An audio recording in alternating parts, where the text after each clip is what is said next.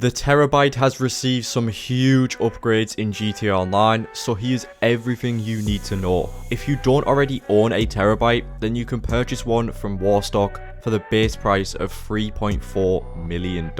Now before this update, the only way you could actually own one was if you also had a nightclub. However, that has all changed because you can now store the Terrorbyte inside of the garment factory within the vehicle workshop.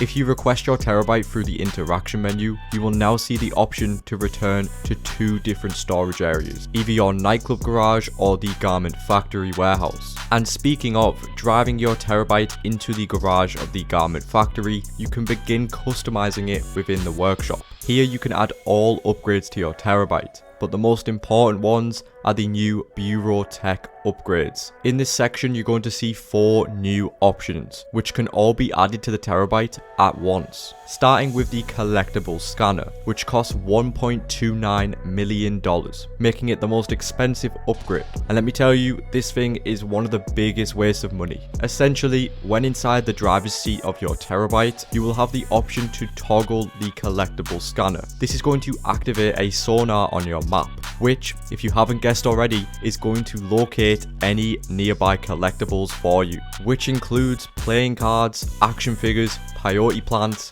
signal jammers, movie props, media sticks, LD organics, shipwrecks, and G's caches. However, for $1.3 million, this is not worth it, because the collectibles will only appear on your radar if you are within a close enough distance to them, which technically means you're still looking for the collectibles as you're going to be driving around the map waiting for the scanner to pick any up that you haven't already collected, which in my opinion just defeats the purpose of having the scanner in the first place. So here's what you should be doing instead to save yourself $1.3 million.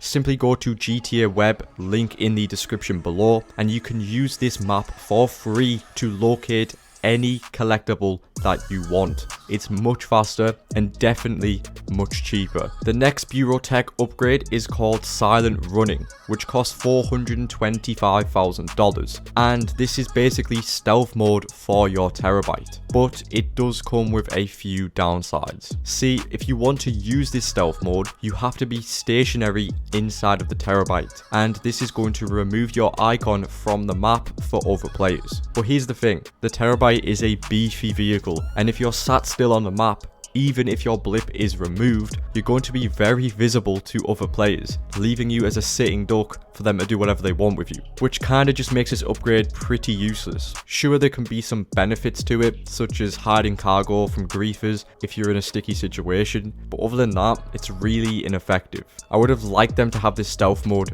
be usable while you're driving the Terrorbyte, which would have made this thing so much more useful and actually worth the money. The next tech upgrade is the Missile Lock-On Jammer, costing $425,000, and this thing does exactly what the Imani Tech Lock-On Jammer does. This is going to stop any players from locking onto your vehicle, which is kinda crazy because if you pair this lock-on jammer with the insane armor of the Terrorbyte already, because this thing takes 34 missiles to be destroyed, then you're going to be one of the most protected players in the lobby. Because if a player can't even lock onto you to hit you with their missiles, then the chances of you actually being destroyed in this thing is kind of impossible. And the final upgrade is the Master Control Terminal, definitely the best one out of all of them, and this will cost you $500,000.